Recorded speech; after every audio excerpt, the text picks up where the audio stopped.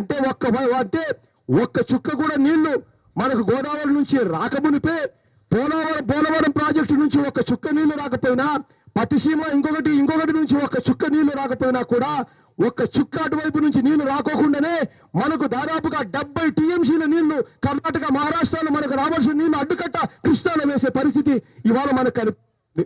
ఇప్పటికే నీటి పరిస్థితి ఇంత దారుణంగా ఉంది. పెండింగ్ ప్రాజెక్టు ఉన్నాయి.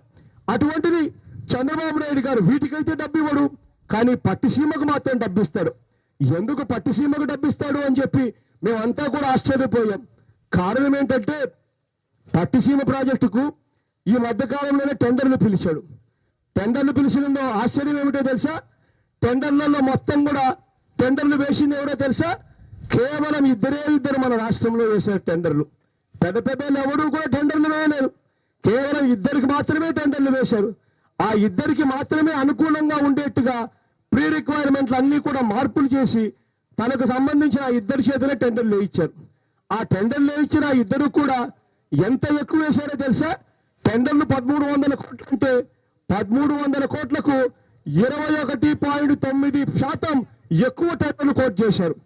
21.9% ఎవరైనా ఎక్కువ కోట్ చేస్తే ఏ ముఖ్యమంత్రి అయినా కూడా ఏం చేయాలి?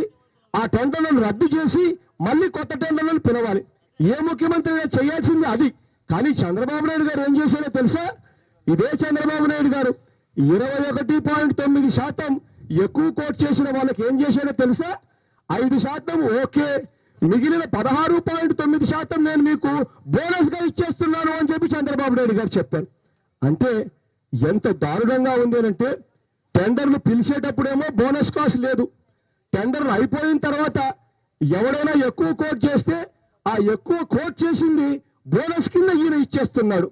ఎంత దారుణమైన కార్యక్రమం జరుగుతూ ఉందంటే మన అదృష్టం అనిపిస్తుంది. ఒక్కొక్కసారి 21.9% ఆపారు. అదే 31.9% ఆపిందంటే 26% బోనస్ అని కూడా చంద్రబాబు నాయుడు గారు చెప్పుండేవాడు. అంత దారుణంగా 1300 కోట్ల రూపాయల ప్రాజెక్టు 1600 కోట్ల రూపాయలు కోట్ చేస్తే క్యాన్సిల్ చేయకుండా ఆ ప్రాజెక్టులో 300 కోట్ల రూపాయలు చంద్రబాబు నాయుడు గారు లంచాలు తీసుకొని ఆ ప్రాజెక్టులు కట్టబెడతా ఉన్నారు. రైతుల్లో జీవితాలతో చెలగాట మారుతూ ఇటువంటి దారుణానికి వైపు చేస్తా ఉన్నాడు. రాయలసీమ ప్రాజెక్టులకు ఒక వైపున కేటాయింపులు చేస్తా ఉన్నది, 0 కేటాయింపులు చేస్తా ఉన్నాడు. నీళ్లు ఇక్కడ నుంచి తీసుకొని పోవాలి అని అంటే ప్రాజెక్టులు పూర్తి కాకపోతే నీళ్లు ఎలా తీసుకొని పోతా ఉన్నా ఇంకిత జ్ఞానం కూడా చంద్రబాబు నాయుడు గారికి లేదు. అయినా చంద్రబాబు నాయుడు గారు రాయలసీమ అంటే నాకు ప్రేమ అంటాడు. బాధ ఎక్కడ అనిపిస్తుంది అంటే, పట్టిసీమ ప్రాజెక్టు కడుతూ అసెంబ్లీలో చర్చలో రాయలసీమ కోసం అని చెప్పాడు. ఎక్కడ బాధ అనిపించింది అని అంటే, చంద్రబాబు నాయుడు గారు అసెంబ్లీలో పట్టుబట్టి మేము వైఎస్ఆర్సీపీ తరపున గట్టిగా మాట్లాడేంత వరకు రాయలసీమ గురించి ఆయన మాట్లాడలేదు.